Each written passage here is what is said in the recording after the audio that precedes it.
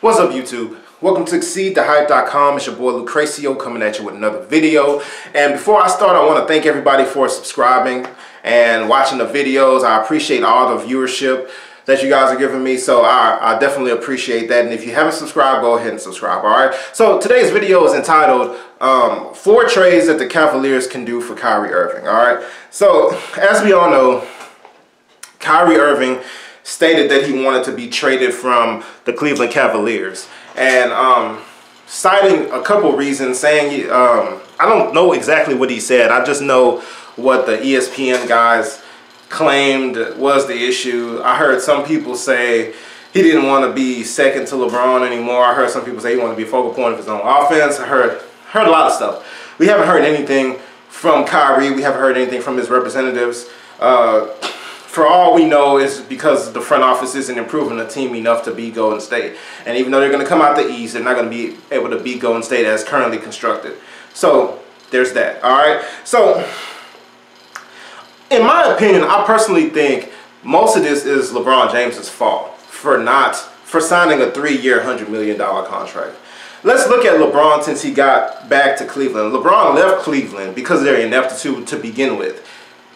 They could not put a team, even though he was like the best player in the NBA, they could not put a team around him that could allow him to like get to the finals. Even though he got to the finals in 2007, but it was with the worst team that's possibly ever been in the finals.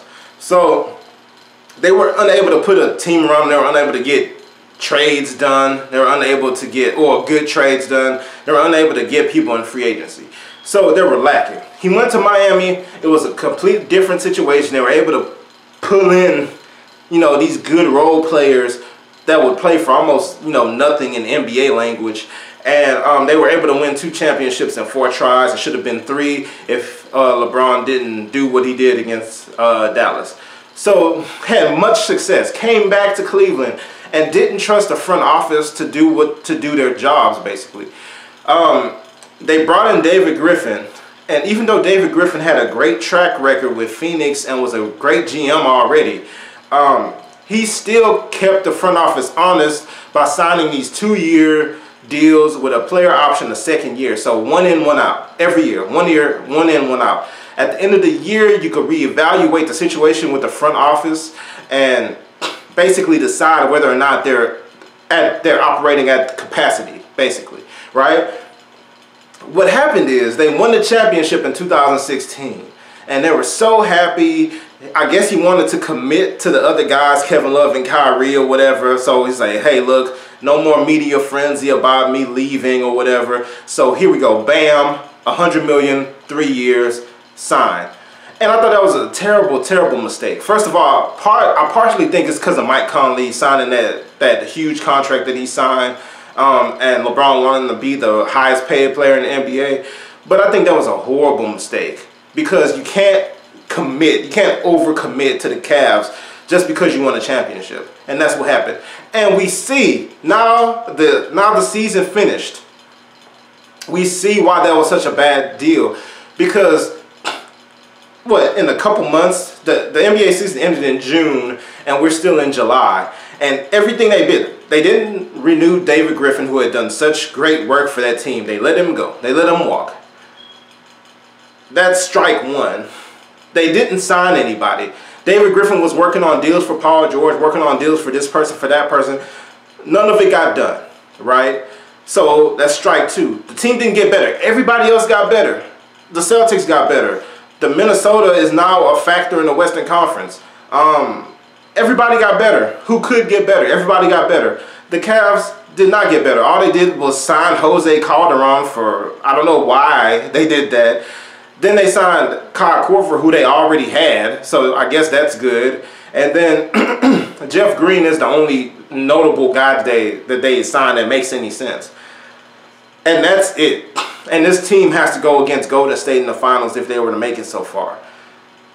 To me, if you're LeBron, the last thing you want to do is commit to that front office. You never trusted that front office. The last thing you want to do is commit to that front office. Now he's locked in for a full year before he can get out of this contract, unless they were to buy it out or whatever.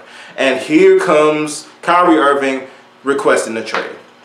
So that's the situation if you're the Cavs. If you're LeBron, you're locked in for another season, and you're getting older. So you're locked in. You're going to have to play for a team knowing that you don't really have a real chance at the championship as currently constituted. And then your second guy is leaving. All right, and these are the places he could go. So DeMarcus Cousins is one target that I feel like the Cavaliers could look at if they want to try to get equal talent for Kyrie Irving. DeMarcus Cousins, if that's even equal talent, DeMarcus Cousins could be a lot better. It just depends on how you feel about it. DeMarcus Cousins and Kyrie Irving make the same exact amount of money. So if New Orleans was a team that really valued Kyrie Irving, that's something that they could look into, and that trade would work very easily because they make almost the same amount of money, both around $18 million. All right. Another trade they could look into, and I don't particularly like this trade, but I saw it out there, so I thought I'd go ahead and throw it out there.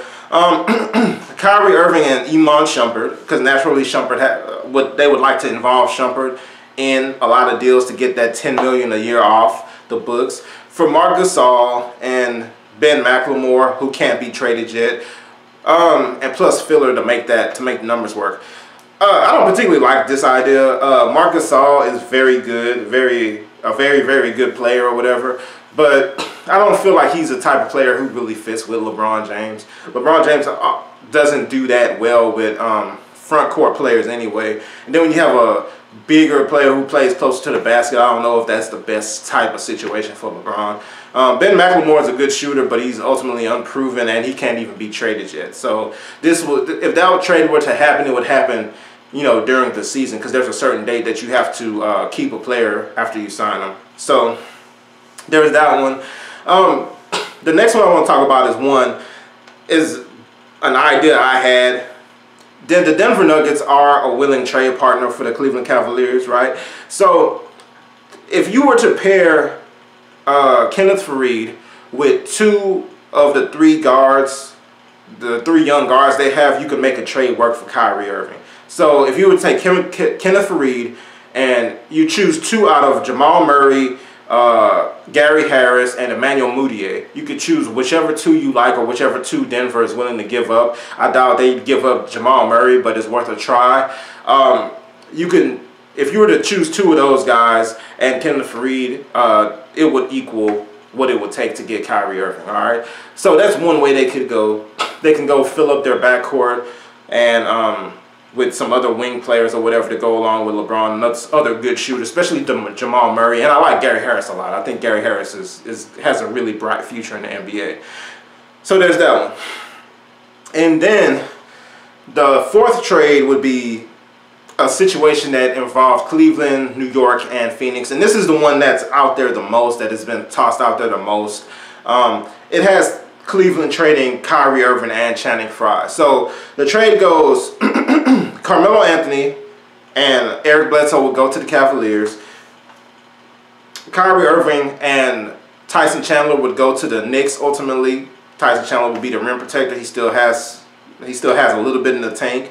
And then Channing Frye and Frank N, the rookie from France that the Knicks drafted, would go to Phoenix, right? So, and whatever other picks I'm sure would be involved in that. I'm sure most of which would end up in Phoenix. But that's trade number 4. That seems to be the one talked about the most and the most likely to occur.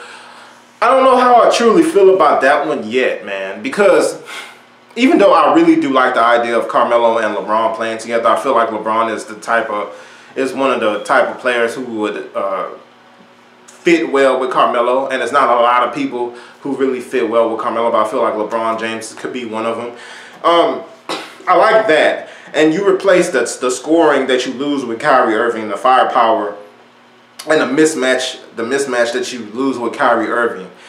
But the question becomes, can Eric Bledsoe really fill that point guard role? Because Kyrie Irving, the reason why he was so good is once he gets going, and if you really keep feeding him the ball, he can go get you a bunch of buckets back to back to back, because nobody can really guard him, right? Nobody could guard him in an ISO. Now, a lot of people don't like ISO sets because, you know, naturally it slows the game down and it's not the best to look at, even though Kyrie Irving is exciting to watch. But ultimately, they did win a championship like that. Like, ultimately, when they just boiled the game down in the finals versus Golden State and to who are the best players on the court, it turned out to be LeBron and Kyrie Irving. And they showed that through ISO, ISO, ISO, ISO, ISO. So Eric Bledsoe would obviously bring a lot to the table. He does have a lot of playmaking abilities. So he's more of a true point guard. He's an athlete. He's fast. He can jump out the building. So he has that going for him. And he can shoot. I don't know how consistent. I haven't watched Eric Bledsoe over the course of a year, right? But I believe he could supply some of the shooting that you got out of Kyrie Irving. But I just feel like you lose a lot of firepower with that. And you get some of it back with Carmelo, but I feel like you got to get more of it back. And then also the next elephant in the room is Kevin Love. If you get Carmelo, and your intention is to play Carmelo and LeBron together for large stretches of the game, what are you going to do with Kevin Love? Are you going to move him to the center position? Like, and what would that do to your defense? So it looks like Kevin Love, if they were to make this trade, the next trade will be what kind of wing players or wing help or point guard or whatever the situation is, what can you get for Kevin Love? That's the next question. So we see, it's sad because we see a team that went to the finals 3 years in a row and won one of the three, and could have had a good chance at the first one too had their guys not got hurt. We see this team falling apart right in front of our eyes, and it's just sad to see. But ultimately, we'll see if the new GM, Kobe Attman, I think his name is, can try to put the pieces back together. And we also have to think about, this could just be a ploy.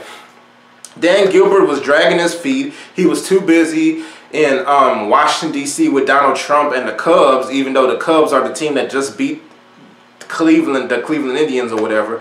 But we saw him at the White House, and we saw this and that. We saw him not renew David Griffin and all the stuff that he's doing or whatever, and not focusing on a team. They didn't even have a GM during like the biggest part of the offseason when they're trying to get the personnel right for the next season. So this could be something to get to that they're using to try to grasp their attention. Like, look, get on the ball, get a GM. We need to. Carmelo's going to go to Houston if we don't get out there and get him. He's the last guy that can help us. So they could be what that is about. Ultimately, we'll see. We'll see if they trade him at all. But there will be some trades because Kevin Love, if Kyrie Irving is to stay and this was just like kind of a thing to try to get somebody's attention, Kevin Love still is going to be the odd man out of that team. All right. Anyway, leave your comments. Let me know what you think. If you agree, if you disagree, what are your trade scenarios?